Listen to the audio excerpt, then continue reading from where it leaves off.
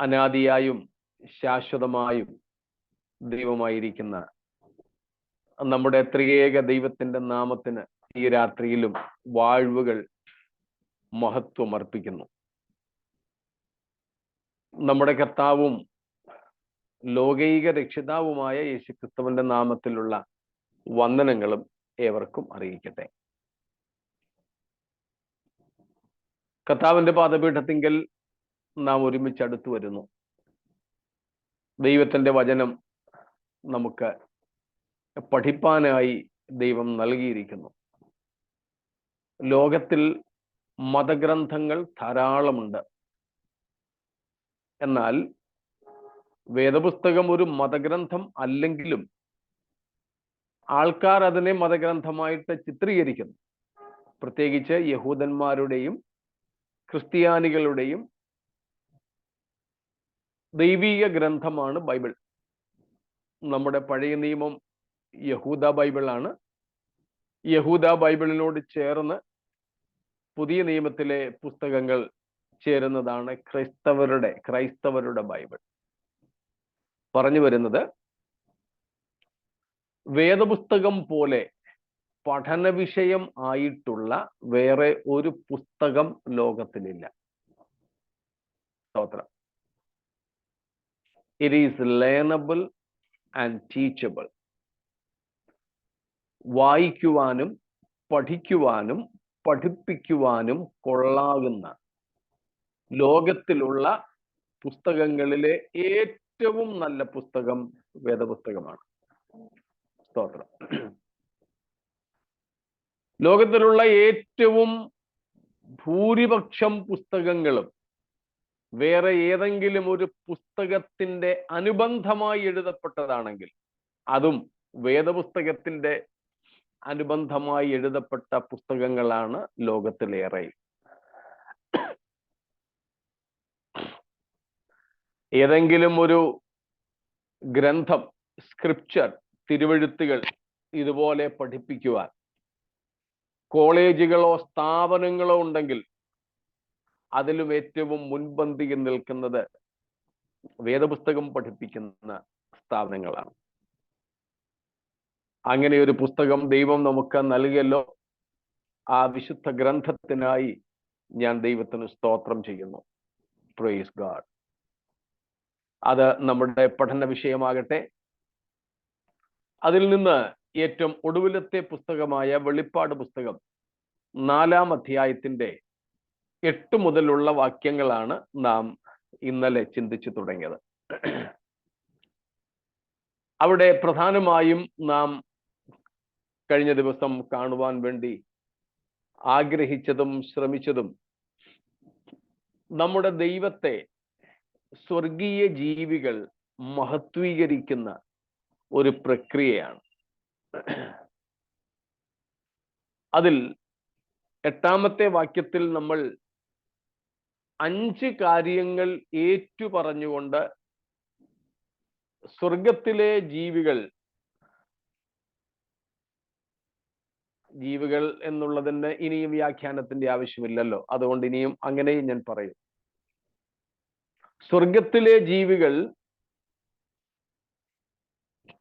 ദൈവത്തെ വാഴ്ത്തുവാൻ വേണ്ടി ഉപയോഗിക്കുന്ന 5 പ്രധാനപ്പെട്ട ഏറ്റുപറച്ചിലുകൾ നമ്മൾ കാണുകയുണ്ടായി. ഒന്ന്, തൻ്റെ നിത്യത്വത്തെ ഓർത്തുകൊണ്ട്, ഇരിക്കുന്നവനും ഇരുന്നവനും വരുന്നവനുമായവൻ. 2, സർവശക്തനായ ദൈവം, സർവശക്തിയുള്ള. 3, കർത്താവായ ദൈവം. 4, അവൻ ദൈവമാണ്.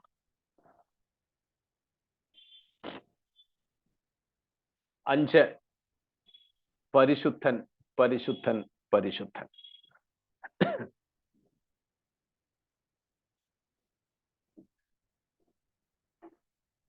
നമ്മൾ കണ്ടു ഈ 5 ഏറ്റുപറച്ചിലുകൾ.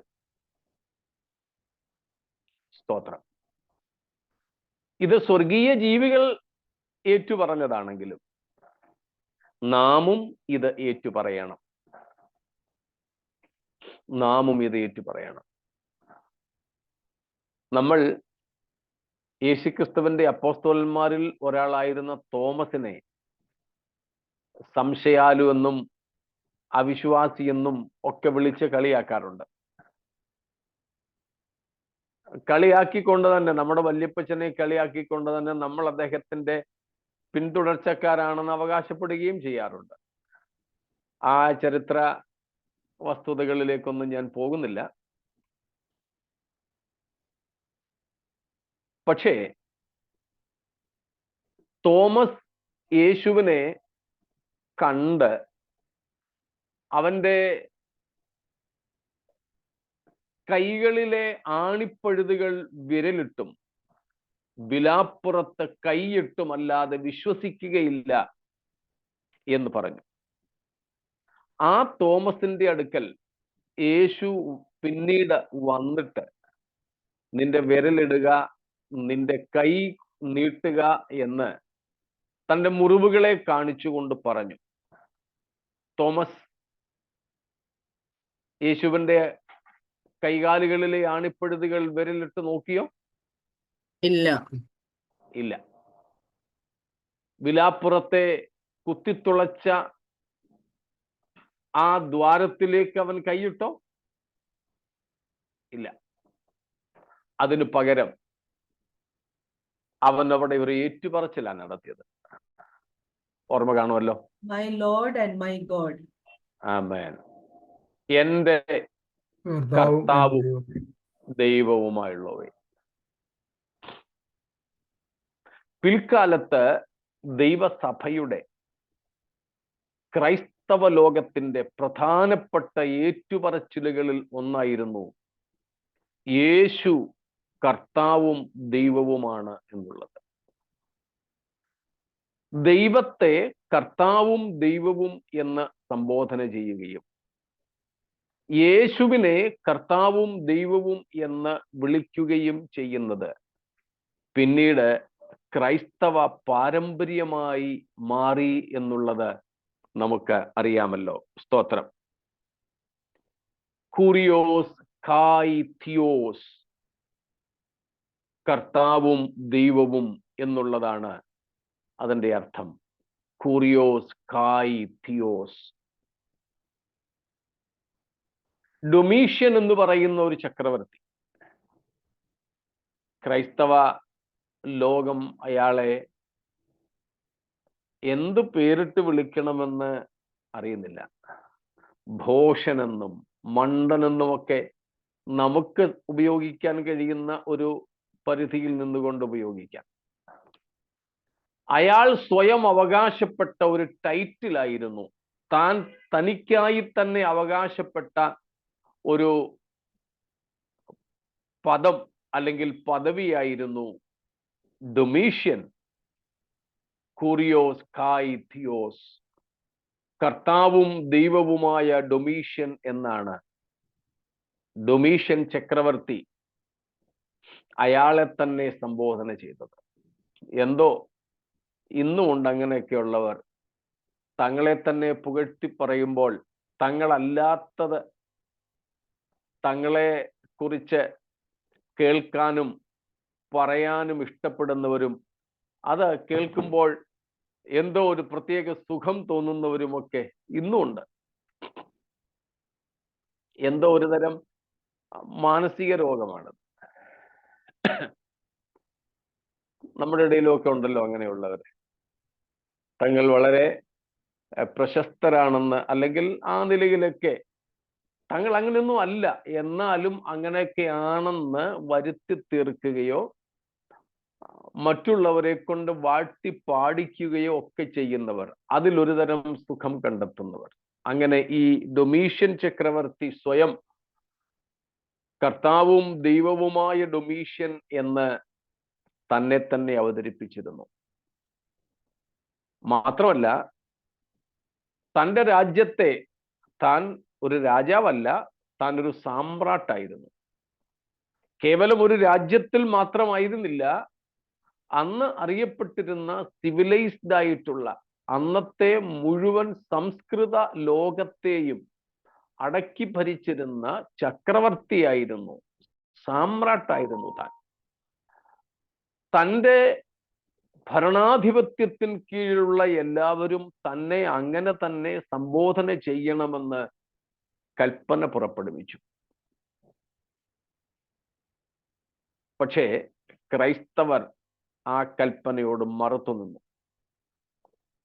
അവരപ്പോഴും പറഞ്ഞു, അദ്ദേഹത്തിന് മുൻപുണ്ടായിരുന്ന ചക്രവർത്തിമാർ പലരും പരപ്രേരണയാലും മറ്റും തങ്ങളാണ് കർത്താവ്, കുരിയോസ് എന്ന് പറഞ്ഞിരുന്നു, പറയിപ്പിച്ചിരുന്നു. വർഷത്തിൽ ഒരിക്കലെങ്കിലും ചക്രവർത്തിയുടെ ഈ ആരാധനയ്ക്കുള്ള ഒരു ഉത്സവം ആചരിച്ചിരുന്നു. അന്ന് ചക്രവർത്തിമാരുടെ പേരിലുള്ള ക്ഷേത്രങ്ങളിൽ പോയി അന്ന് ജീവിച്ചിരിക്കുന്ന ചക്രവർത്തിയുടെ പേര് പറഞ്ഞുകൊണ്ട് താനാണ് കർത്താവെന്ന് ഏറ്റുപറയണമായിരുന്നു. എന്നാൽ പകരം ക്രൈസ്തവ അപ്പോസ്തലന്മാർ, പ്രസംഗകർ ഉച്ചത്തിൽ ഏറ്റുപറഞ്ഞു, യേശു മാത്രം കർത്താവെന്ന്. സ്തോത്രം. പ്രിയരെ, ഇന്നും ഏതാണ്ട് അതേ നിലപാടാണ്, പ്രത്യേകിച്ച് നമ്മുടെ ഇന്ത്യയിൽ കേട്ടോ. ഓർത്തോണം, അവിടെയും നമ്മുടെ ജീവൻ പോകേണ്ടി വന്നാലും യേശുവിനല്ലാതെ ആർക്കും ജയ് വിളിച്ചേക്കരുത്. സ്തോത്രം. യേശു മാത്രം കർത്താവെന്ന് ഏറ്റുപറഞ്ഞോണം. Praise God.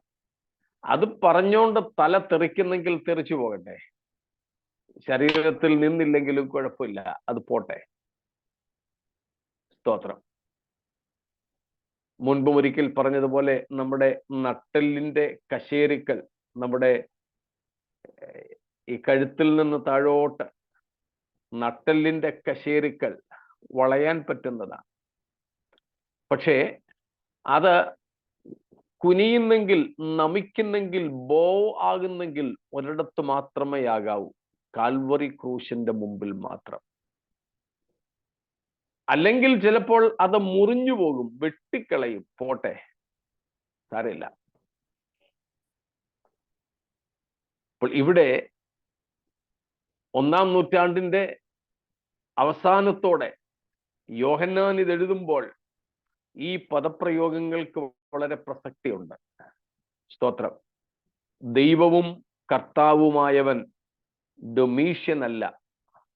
ഈ ഡൊമീഷ്യനാണ് യോഹന്നാനെ പത്മോസിലേക്ക് നാടുകടത്തിയ ചക്രവർത്തി. ഈ ഡൊമീഷ്യനാണ് യോഹന്നാന് ഈ ഏറ്റവും വലിയ ശിക്ഷ വിധിച്ചത്. പക്ഷേ യോഹന്നാൻ ദർശനത്തിൽ കാണുന്നു, സ്വർഗത്തിൽ മുഴങ്ങിക്കേൾക്കുന്ന ശബ്ദം, ഇരിക്കുന്നവനും ഇരുന്നവനും വരുന്നവനുമായി സർവശക്തിയുള്ള കർത്താവായ ദൈവം പരിശുദ്ധൻ, പരിശുദ്ധൻ, പരിശുദ്ധൻ. ഹല്ലേലൂയ. പ്രിയരെ, എല്ലായ്പ്പോഴും നാമും അത് ഓർത്തോണം, ഏറ്റുപറഞ്ഞോണം. സ്തോത്രം. നമ്മുടെ ദൈവം മാത്രമാണ് ദൈവവും കർത്താവും ആയവൻ, ദൈവവും കർത്താവുമായവൻ. ഇന്നലെ നമ്മൾ ചിന്തിക്കുകയും ഇപ്പോൾ ഇതുവരെ ചിന്തിച്ചതുമായ അവയിൽ എന്തെങ്കിലും സംശയങ്ങൾ ഉണ്ടെങ്കിൽ ചോദിച്ചാട്ടെ.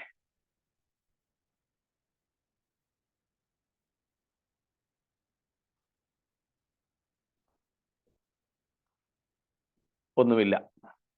പക്ഷേ ഈ 4 ജീവികൾ എന്ന് പറഞ്ഞ ദൂതന്മാർ തന്നെ ആയിരിക്കുമോ?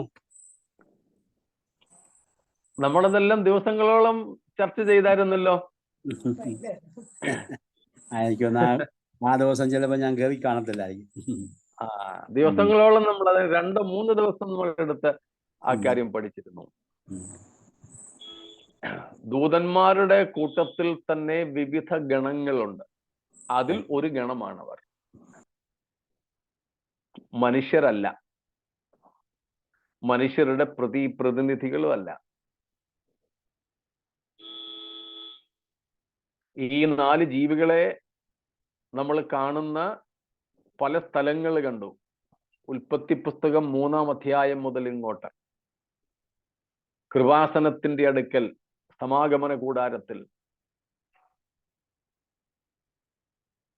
ദേവാലയം, യെരുശലേം ദേവാലയം പണിതപ്പോൾ അവിടുത്തെ തിരശീലകളിൽ, അവിടുത്തെ ഭിത്തികളിൽ അങ്ങനെ ദൈവ സിംഹാസനവുമായും ദൈവ സാന്നിധ്യവുമായും ബന്ധപ്പെട്ട് ഉൽപ്പത്തി മുതൽ നാം കാണുന്ന ഒരു വിശേഷപ്പെട്ട ദൂത സംഘമാണ് ഈ 4 ജീവികൾ. അവർ ഏറ്റവും അടുത്ത് നിൽക്കുന്നത് കെരൂബുകളുമായിട്ടാണ്. യെഹെസ്കേൽ 1-ാം അധ്യായത്തിലും 10-ാം അധ്യായത്തിലും വിശദീകരണങ്ങളുണ്ട്. അതുകൊണ്ട് ഈ 4 ജീവികൾ എന്ന് പറയുന്നത് ഞാൻ ഇന്നും പറഞ്ഞല്ലോ, സ്വർഗീയ ജീവികളെന്ന്. ഹെവൻലി ബോഡീസ്, സ്വർഗീയ ജീവികളാണ് അവർ. ദൂതന്മാർ പല ഗണത്തിലുണ്ട്, അതിലൊരു ഗണമാണ് അവർ. ഏറ്റവും അവർക്ക് സാമ്യമുള്ളത് കെരൂബുകളുമായിട്ടാണ്. ചിറകുകൾ സാറാഫുകളോട് ഒത്തു നിൽക്കുന്നതുണ്ട്, 6 ചിറകുകൾ. എന്നാൽ അവരുടെ മൊത്തം രൂപം കെരൂബുകളുമായിട്ടാണ് കൂടുതൽ സാമ്യം. അതുകൊണ്ട് അവരെ കെരൂബുകൾ എന്ന് മനസ്സിലാക്കുന്നതിൽ തെറ്റില്ല. Okay master, thank you. Okay സ്തോത്രം. മാസ്റ്റർ ഇപ്പൊ ഇത് പറഞ്ഞപ്പോ എന്റെ കഴുത്തിന്റെ 3 എല്ലാം ഒടിഞ്ഞു പോയിട്ട് മാറ്റി വെച്ചതാ.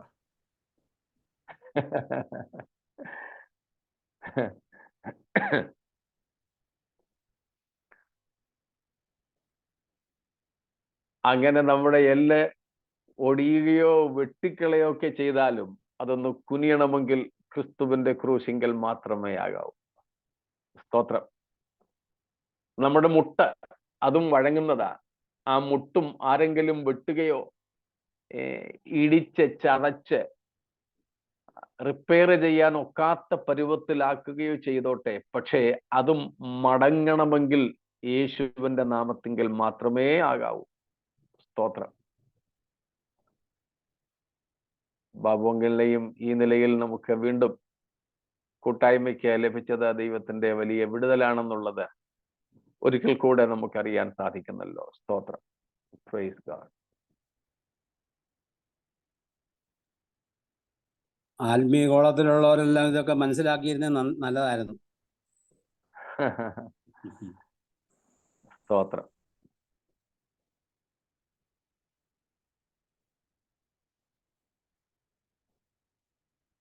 യാതൊന്നിനും വേണ്ടി ഭീഷണികളുടെ മുൻപിലാകട്ടെ, പ്രലോഭനങ്ങളുടെ മുൻപിലാകട്ടെ, whether it is threats or temptations, രണ്ടിന്റെ മുമ്പിലായാലും ക്രിസ്തുവിന്റെ നാമത്തിൽ മാത്രമേ നമ്മുടെ ശിരസ് നമിക്കാവൂ, നമ്മുടെ മുട്ടുകൾ വണങ്ങാവൂ, നമ്മുടെ അധരങ്ങൾ ഏറ്റുപറയാവൂ. മറ്റൊന്നിനോടും അരുത്. സ്തോത്രം.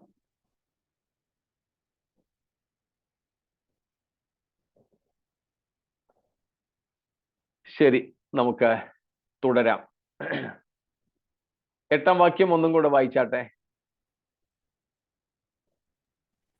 4 ജീവികളും ഓരോന്നിന് 6 ചിറകുള്ളതായി ചുറ്റിലും അകത്തും കണ്ണു നിറഞ്ഞിരിക്കുന്നു.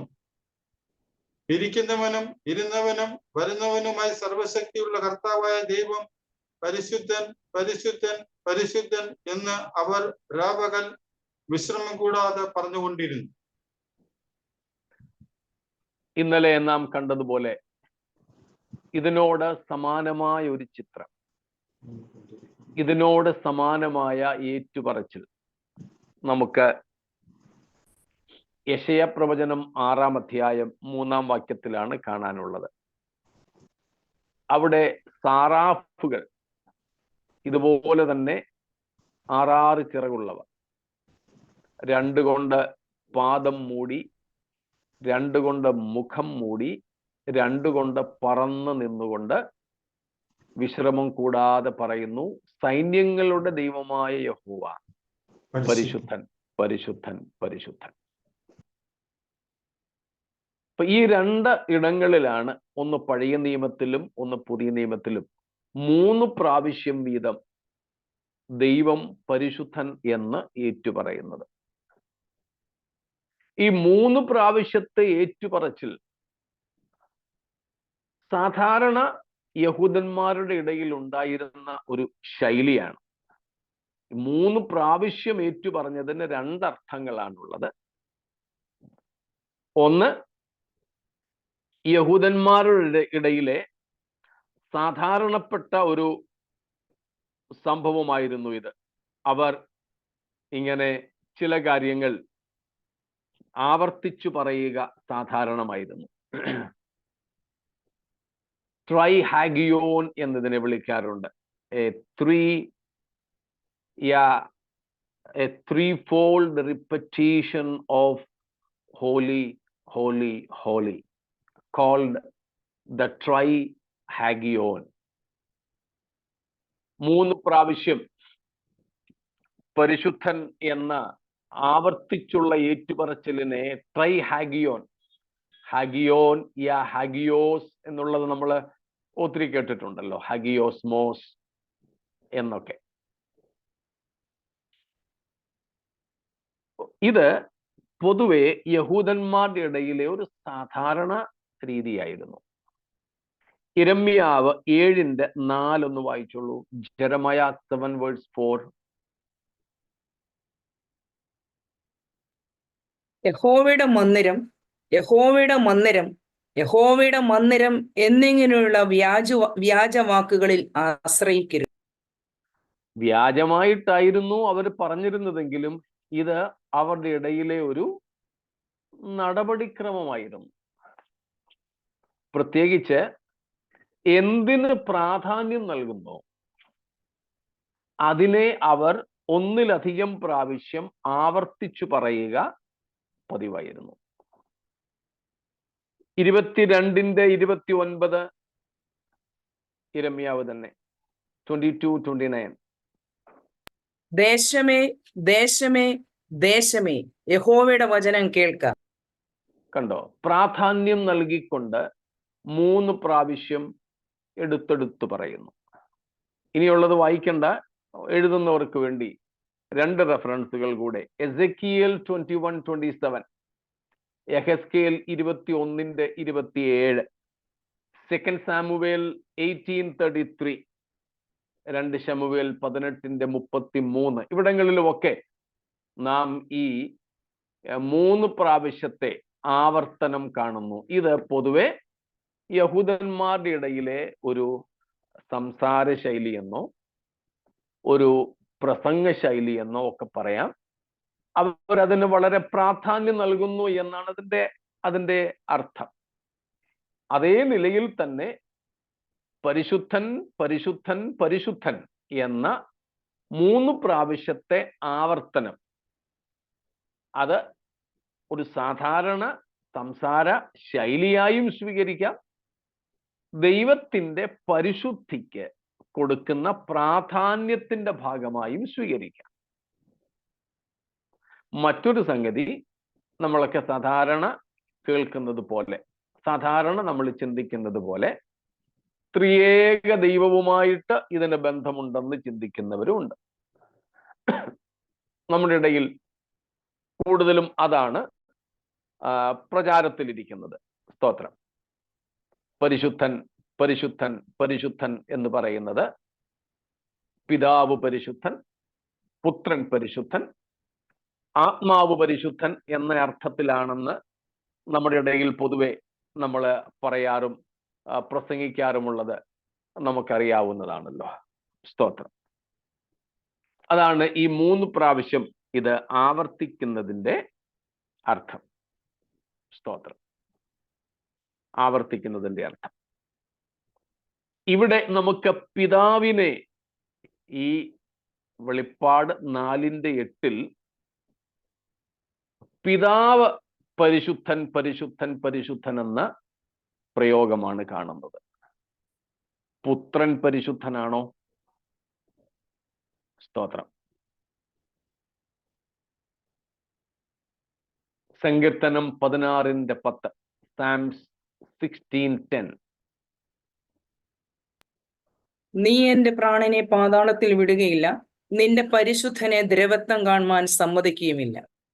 നമുക്കറിയാം ഇത് മശിഹാ സങ്കീർത്തനമാണ്. അപ്പോസ്തല പ്രവൃത്തികൾ 2:26, ആക്ട്സ് 2:26. നീ എന്റെ പ്രാണനെ പാതാളത്തിൽ വിടുകയില്ല, നിന്റെ പരിശുദ്ധനെ ദ്രവത്വം കാണുവാൻ സമ്മതിക്കുകയുമില്ല. സ്തോത്രം. ക്രിസ്തുവിന്റെ ജനനത്തിന് ഏകദേശം 1000 വർഷങ്ങൾക്ക് മുമ്പ് ദാവീദ് എഴുതിയ മശിഹാ സങ്കീർത്തനമാണ് 16. അതിൽ ആണ് നീ നിന്റെ പരിശുദ്ധനെ ദ്രവത്വം കാണുവാൻ സമ്മതിക്കില്ലെന്ന് പറഞ്ഞത്. അവിടെ പറഞ്ഞിരിക്കുന്ന പരിശുദ്ധൻ ദാവീദ് അല്ലല്ലോ. പത്രോസും പൗലോസും ഒക്കെ ആ വാദം ഉന്നയിക്കുന്നുണ്ട്. ദാവീദിന്റെ കല്ലറ ഇപ്പോഴും നമ്മുടെ ഇടയിലുണ്ടെന്ന് പറയുന്നു. അപ്പോൾ പിന്നെ ദ്രവത്വത്തിന് വിധേയപ്പെടാഞ്ഞ ആ പരിശുദ്ധനാര്? നിസ്സംശയം പറയാം, നമ്മുടെ കർത്താവായ യേശു. അപ്പോൾ യേശുവിനെയും ഇവിടെ എന്ത് വിളിക്കുന്നു? പരിശുദ്ധൻ, പരിശുദ്ധൻ. അതുപോലെ തന്നെ 3:14 അപ്പോസ്തല പ്രവൃത്തികൾ 3:14. പരിശുദ്ധനും നീതിമാനുമായവനെ നിങ്ങൾ തള്ളിപ്പറഞ്ഞു. യേശുവിനെ അവിടെയും പരിശുദ്ധൻ എന്ന് സംബോധന ചെയ്യുന്നു. 13:33 മുതൽ 35 വരെയുള്ള വാക്യങ്ങളിലും നമുക്കത് കാണുവാൻ സാധിക്കും. Acts 13:33-35. There also we see the same addressing as the Holy One, addressing Christ, the Son of God, as the Holy One. അപ്പോൾ പിതാവ് പരിശുദ്ധൻ എന്നതുപോലെ പുത്രനും പരിശുദ്ധനായിരിക്കുന്നു. സ്തോത്രം. പിന്നെ പരിശുദ്ധാത്മാവിന്റെ കാര്യം പറയണ്ടല്ലോ.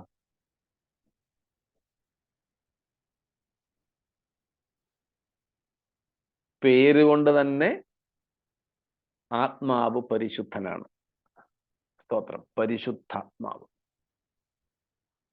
അപ്പോൾ ത്രിയേക ദൈവം പരിശുദ്ധൻ എന്ന ഒരു സൂചനയും ഈ പരിശുദ്ധൻ പരിശുദ്ധൻ പരിശുദ്ധൻ എന്ന 3 പ്രാവശ്യത്തെ ആവർത്തനത്തിൽ നിന്ന് നമുക്ക് ലഭിക്കുന്നു. സ്തോത്രം. ഇത്രയും കാര്യങ്ങൾ വ്യക്തം ആണെന്ന് ഞാൻ കരുതുന്നു. പിന്നെ ദൈവത്തിന്റെ പരിശുദ്ധിയെക്കുറിച്ച് വെളിപ്പാട് പുസ്തകത്തിൽ നമുക്ക് ഏറെ പ്രാവശ്യം കാണുവാൻ കഴിയുന്നുണ്ട്. 15:4 വാക്യം, റെവലേഷൻ, വെളിപ്പാട് 15:4, 15:4. കർത്താവെ, ആർ നിന്റെ നാമത്തെ ഭയപ്പെടാതെയും മഹത്വപ്പെടുത്താതെയും ഇരിക്കും? നീയല്ലോ ഏക പരിശുദ്ധൻ. സ്തോത്രം. നീയല്ലോ ഏക പരിശുദ്ധൻ. Praise God. ഇങ്ങനെ ഒത്തിരി വാക്യങ്ങളുണ്ട്. പഴയ നിയമത്തിലും പുതിയ നിയമത്തിലും ഒരുപോലെ നാം കാണുന്നത് ദൈവം പരിശുദ്ധൻ. സ്തോത്രം. ഈ ദൈവം പരിശുദ്ധൻ എന്ന് പറഞ്ഞാൽ അതിന്റെ അർത്ഥം എന്താ?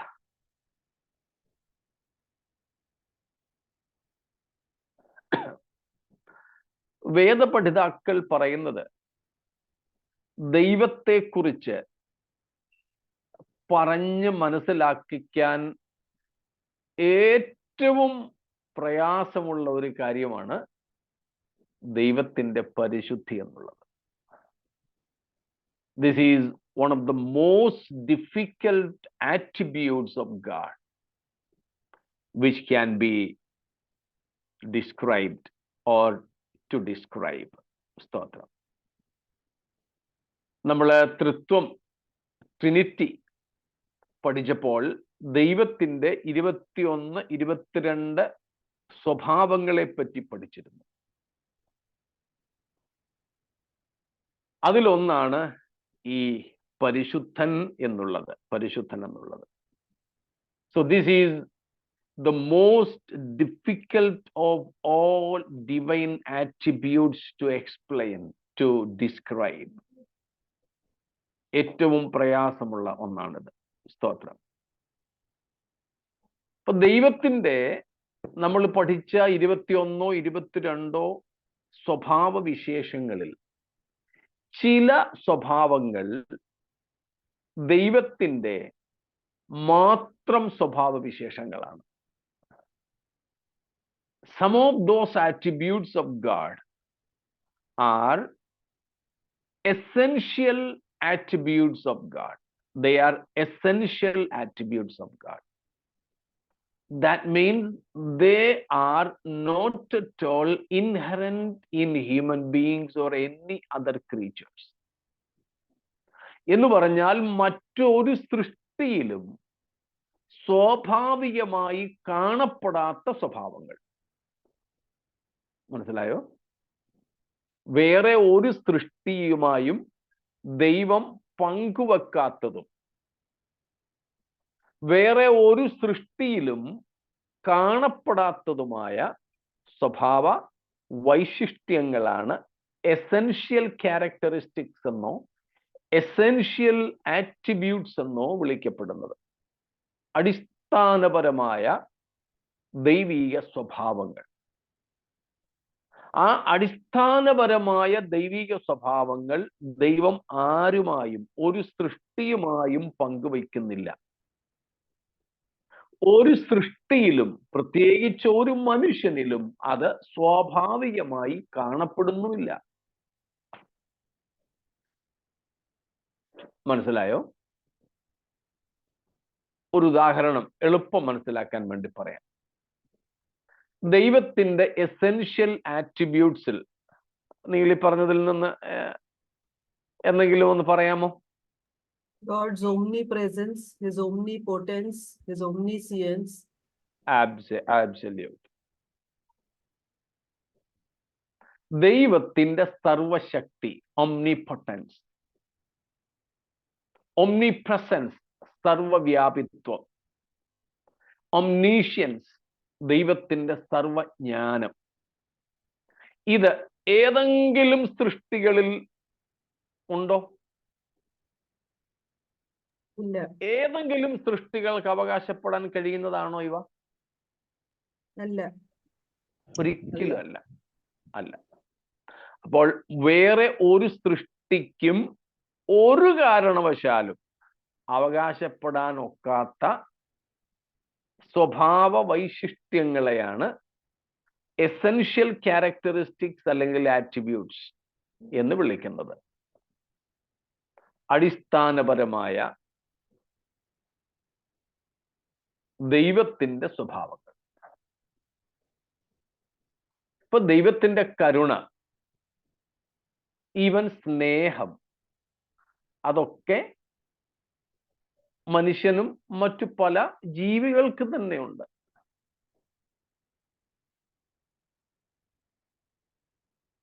നമ്മുടെ കേരളത്തിൽ ഒരു ആന കുളിപ്പിക്കുന്നതിനിടയിൽ ചരിഞ്ഞു കിടന്നത് പാപ്പാന്റെ ദേഹത്തോട്ടായിരുന്നു. കുറച്ച് നാളിന് മുമ്പ് പേപ്പറിലൊക്കെ നമ്മൾ വായിച്ചിട്ടുണ്ട്. അയാള് മരിച്ചുപോയി. ആനയ്ക്ക് മനസ്സിലായി.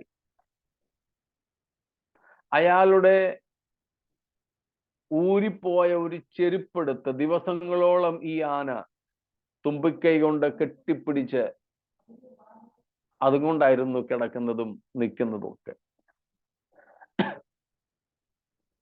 അപ്പൊ കരുണയെന്നോ ദയെന്നോ സ്നേഹമെന്നോ ഒക്കെ പറഞ്ഞാൽ അത് മനുഷ്യനിലും ഉണ്ട്, ചിലതൊക്കെ ചില ജീവജാലങ്ങളിലും ഉണ്ട്. മൃഗങ്ങൾക്ക് അതിൻ്റെ വർഗത്തോട് അതിൻ്റെ മക്കളോട് ഒക്കെ സ്നേഹമുണ്ട്. പക്ഷേ ഒരു മനുഷ്യനും, ബാക്കി സൃഷ്ടികളിലെ നമുക്ക് തൽക്കാലം മാറ്റിവെക്കാം, ഒരു മനുഷ്യനും അവകാശപ്പെടാൻ ഒക്കാത്ത ദൈവത്തിൻ്റെ മാത്രം സ്വഭാവ ശ്രേഷ്ഠതകളിൽ ഒന്നാണ് ദൈവത്തിൻ്റെ പരിശുദ്ധി എന്നുള്ളത്. സ്തോത്രം. By nature, inherently we possess the ability and even a taste to commit sin. സ്വാഭാവികമായി മനുഷ്യൻ എന്ന നിലയിൽ നമുക്കുള്ളത് പാപത്തോടുള്ള ആഭിമുഖ്യമാണ്. നമുക്ക് വിശുദ്ധിയോടല്ല നമ്മുടെ ആഭിമുഖ്യം, പാപത്തോടാണ്. ശരിയോ തെറ്റോ? Yes.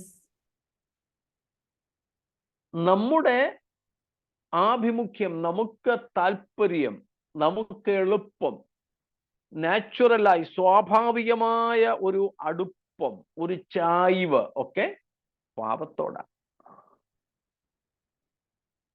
So we don't inherently possess this holiness. Yeah, inclination to sin, not even to holiness. We are inclined to carnality. ജഡീകതകളോടാണ് നമ്മുടെ ആഭിമുഖ്യം.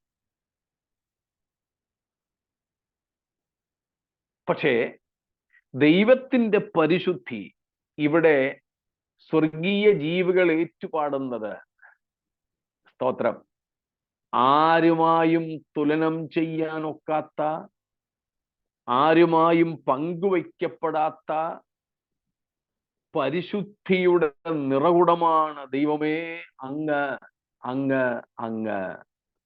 സ്തോത്രം. എന്തുമാത്രം ഞാൻ നിങ്ങൾക്കിത് മനസ്സിലാക്കിക്കുന്നതിൽ വിജയിക്കുന്നു എന്നെനിക്കറിയില്ല. ഏതായാലും ഒക്കുന്നത്രയും ഞാൻ പറയുക. സ്തോത്രം.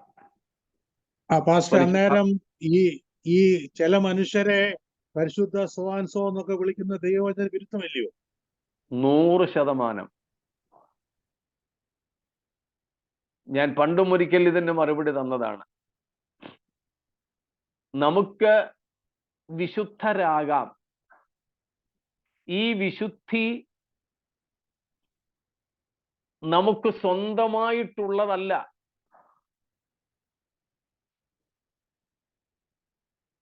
When we are in hand with Christ, it is imparted to us through Christ. We are holy. We are holy only because of our inclination, our relationship, our fellowship and loyalty to Christ. So we can be called saints, not most holy so and so. നമുക്കുള്ള വിശുദ്ധി യേശുക്രിസ്തുവുമായി നമുക്കുള്ള ബന്ധത്തിൽ നിന്ന് ദാനമായി നൽകപ്പെട്ടതാണ്. വിശുദ്ധിയുടെ ആദ്യ പടി, നമുക്ക് വിശുദ്ധിയെ തികച്ചെടുക്കേണ്ടതുണ്ട്. എന്നാൽ ആ വിശുദ്ധിയുടെ ആദ്യ പടി, അതിനെ കുറെ കൂടെ കൃത്യതയോടെ പറഞ്ഞാൽ നീതീകരണം എന്നാണ് വിളിക്കുന്നത്. That is imputed. അത് നമ്മുടെ മേൽ കണക്കിടുന്നതാ, നമ്മുടേതല്ലത്, വേറെ ആരുടേതോ ആണ് നമ്മുടെ മേൽ കണക്കിടുന്നുവെന്ന് മാത്രം. അങ്ങനെ കണക്കിടുന്നത് കൊണ്ടും, അതായത് നമ്മുടെ പേരിൽ എണ്ണുന്നത് കൊണ്ടും, അത് സ്വന്തമായി നമ്മിൽ ഒരു മനുഷ്യനിലും ഇല്ലാത്തത് കൊണ്ടും, സ്വാഭാവികമായി സകല മനുഷ്യർക്കും പാപത്തോടാണ് അഭിനിവേശം എന്നുള്ളത് കൊണ്ടും ഒരു മനുഷ്യനെയും പരിശുദ്ധൻ എന്ന് വിളിച്ചുകൂടാ. പരിശുദ്ധ സോവാൻസോ അങ്ങേയറ്റം പോയാൽ നമുക്കൊരു സെയിന്റ് എന്ന നിലയിലാകാം, വിശുദ്ധൻ എന്ന നിലയിലാകാം. അങ്ങനെയാണ് പൗലോസിനെയൊക്കെ വിശുദ്ധൻ എന്ന് നമ്മളൊക്കെ വിളിക്കാറുള്ളത്, വിശുദ്ധ പൗലോസ് ലിഹ എന്നൊക്കെ. പൗലോസ് നമ്മളെയും വിളിക്കുന്നത് ഇന്നിടത്തുള്ള വിശുദ്ധന്മാർ എന്നാണ്. ആ നിലയിൽ സെയിൻസ് എന്ന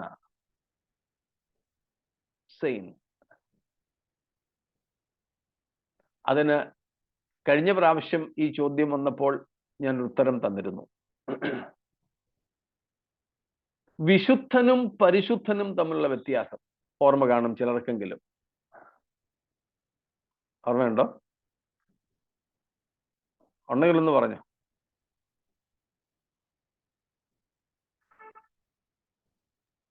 Parishuddhan means highest level of holiness എത്തിയത്.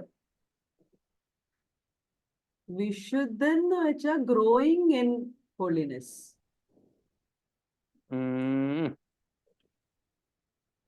കുറച്ചേറെ ദൂരം കൂടെ യാത്ര ചെയ്യണം. But still appreciate you.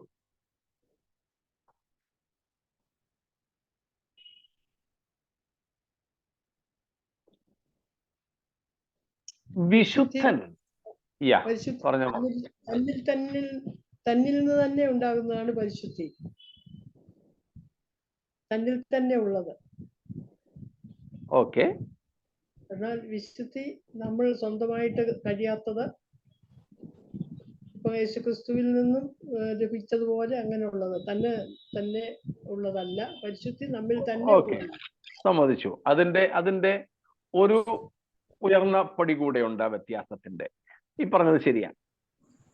പരിശുദ്ധൻ ദൈവം മാത്രം. അതെ, അത് നമുക്കൊന്ന് തെളിയിക്കണം.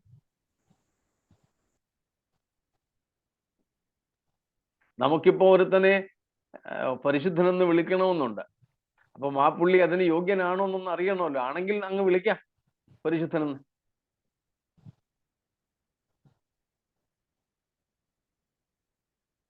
മറന്നുപോയത് കൊണ്ട് ഞാൻ ആവർത്തിക്കാം. ഒരുത്തൻ consecrated to God. Yeah, of course. Separated and consecrated to God, holy. Of course. But what about most holy God? പാപം അറിയാത്തവൻ. പാപം അറിയാത്തവൻ.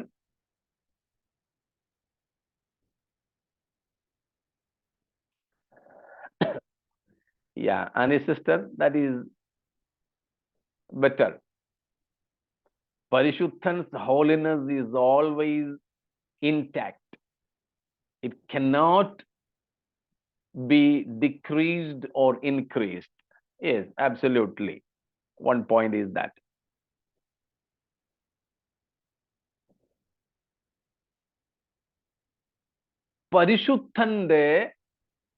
പരിശുദ്ധിയുടെ നിലവാരത്തിന് ഏറ്റക്കുറച്ചിലുകൾ സാധ്യമല്ല. അതേ പോയിന്റ് തന്നെയാണ് ഉദാഹരണ സഹിതം കഴിഞ്ഞ പ്രാവശ്യം ഞാൻ പറഞ്ഞത്. അതായത് ഒരു വിശുദ്ധന്റെ വിശുദ്ധിക്ക് ഏറ്റക്കുറച്ചിലുകൾ സാധ്യമാണ്. നമ്മുടെ മനുഷ്യൻ ഒരു വിശുദ്ധനായാൽ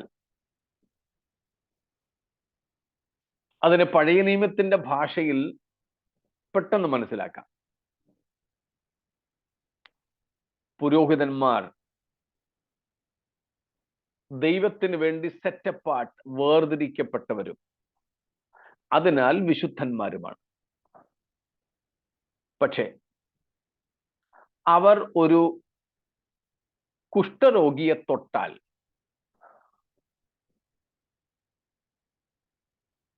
ആർക്കാ അതിൻ്റെ കോൺസിക്വൻസ്, അതിൻ്റെ പരിണിത ഫലം?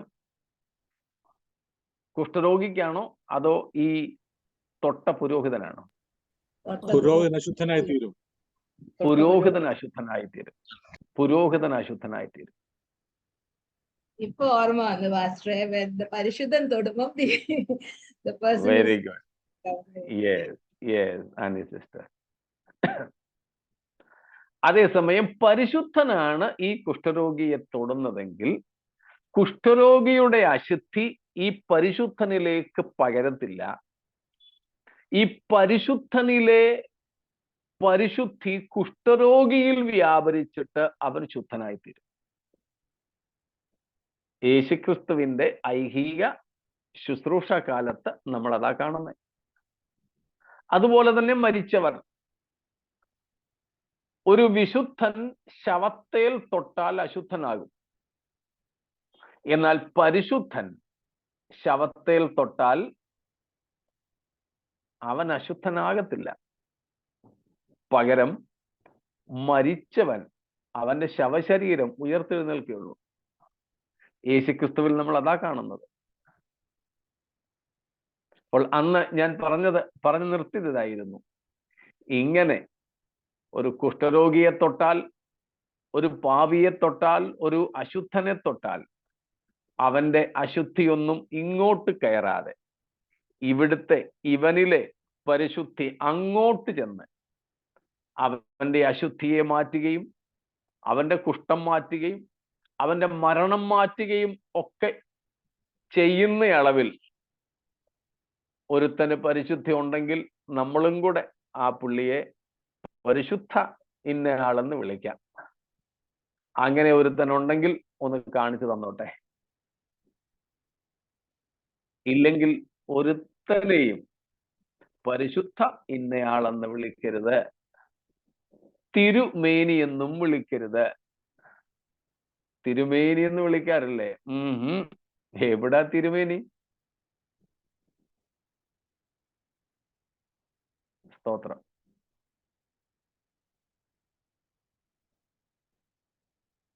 അപ്പോൾ നമ്മുടെ ദൈവം പരിശുദ്ധൻ. ദൈവമല്ലാതെ വേറെ ഒരു പരിശുദ്ധൻ ഇല്ല. നീയല്ലോ ഏക പരിശുദ്ധൻ, ഏക പരിശുദ്ധൻ.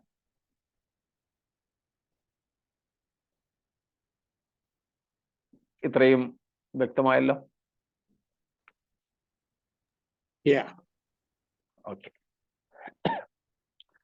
അപ്പോൾ ദൈവം പരിശുദ്ധൻ എന്നിവിടെ പറയുമ്പോൾ അതിന്റെ അർത്ഥം നമ്മൾ കണ്ടു.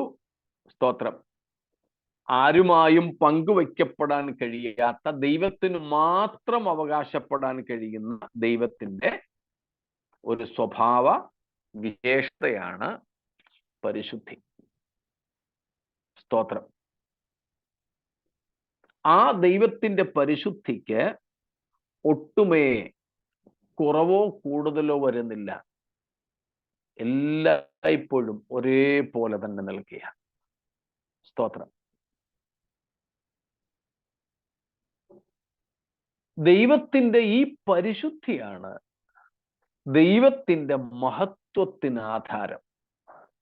This holiness of God is the very foundation to God's majesty and his glory. ദൈവത്തിന്റെ തേജസ്സിനും മഹത്വത്തിനും അടിസ്ഥാനമായിരിക്കുന്നത് ദൈവത്തിന്റെ ഈ പരിശുദ്ധി തന്നെയാണ്. സ്തോത്രം. ദൈവത്തെ നാം മഹത്വവാനായി കാണുന്നു, തേജോമയനായി കാണുന്നു. അതിന്റെ അർത്ഥം, സ്തോത്രം, ദൈവം പരിശുദ്ധൻ എന്നത് തന്നെ. സ്തോത്രം. ആ പരിശുദ്ധിയുടെ കാഴ്ച അതിഭയങ്കരമാണ്. ദൈവത്തിന്റെ പരിശുദ്ധിയുടെ, ദൈവത്തിന്റെ മഹത്വത്തിന്റെ ആ കാഴ്ച അതിഭയങ്കരമാണ്. ആ കാഴ്ചയ്ക്ക് മുമ്പിൽ ഈ സ്വർഗീയ ജീവികൾ, സാറാഫുകളാകട്ടെ കെരൂബുകളാകട്ടെ, അവര് പോലും അവരെ പോരാത്തവരെന്ന് കാണുന്നു. മനസ്സിലായോ? പാപം ചെയ്തിട്ടില്ലാത്ത ഈ ജീവികൾ, തെറ്റുകളൊന്നും ഇല്ലാത്ത ഈ സ്വർഗീയ ജീവികൾ, ദൂതന്മാർ, സാറാഫുകൾ, ഈ കെരൂബുകൾ, അവര് പോലും അവരെ തന്നെ ഈ പരിശുദ്ധ ദൈവത്തിന്റെ മുമ്പിൽ ഏതുമില്ലാത്തവരായി കാണുന്നു. അതുകൊണ്ടാണ് അവരെന്ത് ചെയ്യുന്നത്? രണ്ടുകൊണ്ട് മുഖം മൂടുന്നത്. അയ്യോ, ഞങ്ങൾക്ക് ഈ പരിശുദ്ധനായവനെ നോക്കാനുള്ള പ്രാപ്തിയില്ല. പാദം മൂടുന്നു. അവരുടെ പാപത്തെ പാപമില്ല അവരിൽ, എങ്കിൽ പോലും ഈ പരിശുദ്ധന്റെ മുമ്പിൽ നിൽക്കാൻ അവർ കൊള്ളാകുന്നവരല്ല എന്ന ഒരു ഉൾബോധ്യം അവരെ ഭരിക്കുന്നു. സ്തോത്രം. അതുതന്നെയാണ് അവർ പരിശുദ്ധൻ പരിശുദ്ധൻ എന്ന് സിംഹാസനസ്ഥനായ ദൈവത്തിന് മഹത്വവും പുകഴ്ചയും സ്തോത്രവും കൊടുക്കുമ്പോഴൊക്കെ 24 മൂപ്പന്മാരും സിംഹാസനങ്ങളിൽ നിന്നും ഇറങ്ങി കിരീടങ്ങളെ താഴെയിട്ട് സാഷ്ടാംഗം പ്രണമിക്കുന്നത്. സ്തോത്രം. അപ്പോൾ എളിയവരുടെ ദൂതന്മാരെ സ്വർഗസ്ഥനായ പിതാവിന്റെ മുഖം എപ്പോഴും കാണുന്നു എന്ന് യേശുക്രിസ്തു പറയുന്നുണ്ടല്ലോ. അത് ദൈവസന്നിധിയിൽ അവർ നിൽക്കുന്നു എന്നുള്ളതാണ് അതിന്റെ അർത്ഥം. ഈ അർത്ഥത്തിലല്ല അവർ പറയുന്നത്.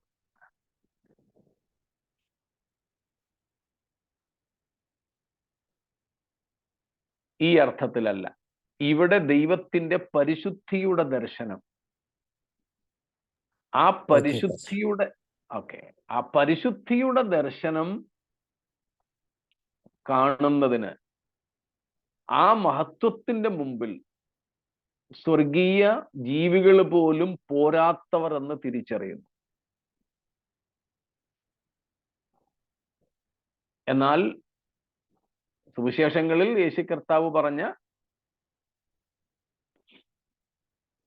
നിങ്ങൾ തിരസ്കരിക്കുന്ന, നിങ്ങൾ അംഗീകരിക്കാത്ത,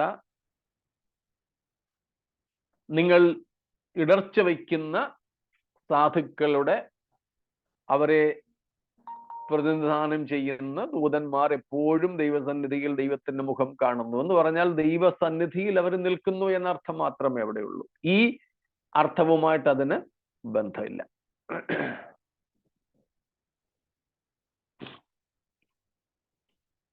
അപ്പോൾ ദൈവത്തിന്റെ പരിശുദ്ധിയുടെ ആ ദർശനം അത് നമുക്ക് വളരെ അത്യന്താപേക്ഷിതമാണ്. പറഞ്ഞു വന്നത്, ഈ സ്വർഗീയ ജീവികൾ പോലും തിരുസന്നിധിയിൽ ഇത്രമാത്രം ഭയപ്പാടോടുകൂടെ, റെവറൻസോടുകൂടെ നിൽക്കുന്നെങ്കിൽ, പാപത്തിൽ ജനിച്ച് പാപമുള്ളിൽ വസിക്കുന്ന, പാപത്തിന് കീഴ്പ്പെട്ടു പോയ മനുഷ്യരായ നാം ഈ പരിശുദ്ധന്റെ സന്നിധിയിലേക്ക് എത്തുന്നത് ഇത്രയുമെങ്കിലും ഭക്തി കാണിച്ചുകൊണ്ടാണോ? ഇത്രയുമെങ്കിലും ഭക്തിയോടുകൂടെയാണോ? നമ്മള് വെറുതെ കയറി ചെന്ന് കയറി ഇറങ്ങി ഇങ്ങനെ അങ്ങ് പോവുക. സ്തോത്രം. ദൈവത്തോടുള്ള സമീപനത്തിന് മാറ്റം ഉണ്ടാകണം.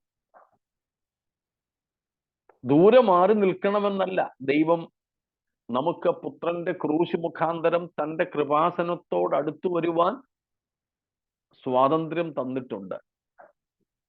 പക്ഷെ ആ സ്വാതന്ത്ര്യം ദൈവത്തിന്റെ പരിശുദ്ധിയെയും മഹത്വത്തെയും കുറച്ചു കാണുന്നതിന് കാരണമാകരുത്.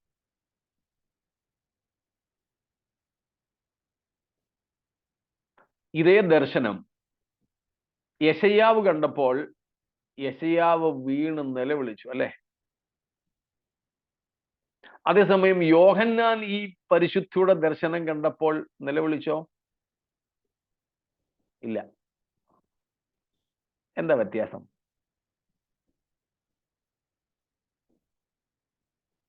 ഒന്നാം അധ്യായത്തിന്റെ 17-18 വാക്യങ്ങളിൽ, വെളിപ്പാട് 1:17-18 വാക്യങ്ങളിൽ നമ്മൾ കാണുന്നു, യേശുവിനെ മഹത്വത്തോടെ കണ്ടപ്പോൾ മരിച്ചവനെ പോലെ യോഹന്നാൻ അവന്റെ കാൽക്കൽ വീണു. യേശു അവന്റെ വലങ്കൈ യോഹന്നാന്റെ മേൽ വെച്ചു. അവനെ പിടിച്ചെഴുന്നേൽപ്പിച്ച് ഭയപ്പെടേണ്ട എന്ന് പറഞ്ഞു. സ്തോത്രം. എന്ന് പറഞ്ഞാൽ ഇപ്പോൾ യോഹന്നാൻ ഈ ദൈവത്തിന്റെ പരിശുദ്ധിയുടെ ദർശനം ആരോടൊപ്പമാണ് കാണുന്നത്? ഉയർത്തെഴുന്നേറ്റ ക്രിസ്തുവിനോടൊപ്പം. ക്രിസ്തു നമുക്കുള്ളതാണ് പിതൃസന്നിധിയിലേക്കുള്ള പ്രവേശനത്തിന്റെ ധൈര്യം എന്ന് പറയുന്നത്. ആവർത്തിക്കുന്നു, നമുക്ക് ക്രിസ്തു ഉള്ളതാണ്. ക്രിസ്തു നമ്മുടെ പാപങ്ങൾക്ക് പ്രായശ്ചിത്തമായി മരിക്കുകയും നമ്മുടെ പാപത്തിന് പരിഹാരം വരുത്തുകയും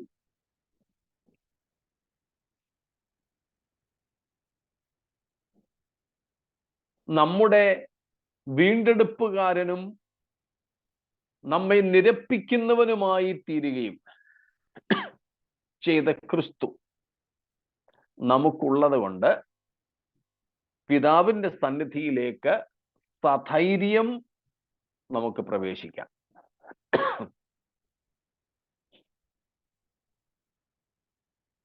എബ്രായ ലേഖനം 4-ാം അധ്യായത്തിന്റെ 16-ാമത്തെ വാക്യവും 10-ാം അധ്യായത്തിന്റെ 17 മുതലുള്ള വാക്യങ്ങളുമൊക്കെ അത് സ്ഥിരീകരിക്കുന്നു. റോമാലേഖനം 5-ാം അധ്യായം 2-ാം വാക്യത്തിലും അത് പറയുന്നു. യേശു ക്രിസ്തു മുഖാന്തരം നാം നീതീകരിക്കപ്പെട്ടതുകൊണ്ട് നമുക്ക് പിതാവായ ദൈവത്തോട് സമാധാനമുണ്ട്. റോമർ 5:1. 2-ാം വാക്യത്തിൽ പറയുന്നു, അവൻ നിമിത്തം, യേശു ക്രിസ്തു നിമിത്തം നമുക്ക് നാം ഇന്ന് നിൽക്കുന്ന കൃപയിലേക്ക് പ്രവേശനവും സാധിച്ചു. പഴയ നിയമത്തിൽ യെശയ്യാ പ്രവാചകൻ ദൈവത്തിന്റെ പരിശുദ്ധിയുടെ ദർശനം കണ്ടപ്പോൾ വീണ് നിലവിളിച്ചെങ്കിൽ, യോഹന്നാൻ അതേ പരിശുദ്ധനായ ദൈവത്തിന്റെ ദർശനം കണ്ടിട്ട് വീണ് നിലവിളിക്കാതിരുന്നത് ക്രിസ്തുവിലൂടെ പിതാവിങ്കലേക്ക് യോഹന്നാൻ അടുത്തു എന്നതുകൊണ്ടാണ്. എങ്കിൽ പ്രിയരെ, നമുക്കുള്ള ധൈര്യം നമുക്ക് നമ്മുടെ കർത്താവായ യേശു ഉണ്ട് എന്നുള്ളതാണ്. ക്രിസ്തുവിലൂടെ നമുക്ക് പിതാവിങ്കലേക്ക് ധൈര്യപൂർവമായ പ്രവേശനമുണ്ട്. സ്തോത്രം. ധൈര്യപൂർവമായ പ്രവേശനം. അപ്പോൾ പരിശുദ്ധൻ പരിശുദ്ധൻ പരിശുദ്ധൻ എന്നതിൻ്റെ അർത്ഥം മനസ്സിലായി കാണുമല്ലോ. സ്തോത്രം. നമ്മുടെ ദൈവത്തെ പോലെ പരിശുദ്ധൻ വേറെ ആരുമില്ലാത്തത് കൊണ്ട് യേശുവിന്റെ രക്തത്താൽ കഴുകൽ പ്രാപിച്ചവരായി വിശുദ്ധീകരണത്തോടെ ഈ പരിശുദ്ധനായ കർത്താവിനെ ശിഷ്ടകാലം സേവിക്കുവാൻ നമുക്ക് സമർപ്പിക്കാം. ദൈവം അതിനായി ഈ വചനങ്ങളാൽ നമ്മെ ഒരുക്കട്ടെ, അനുഗ്രഹിക്കുമാറാകട്ടെ. സ്തോത്രം.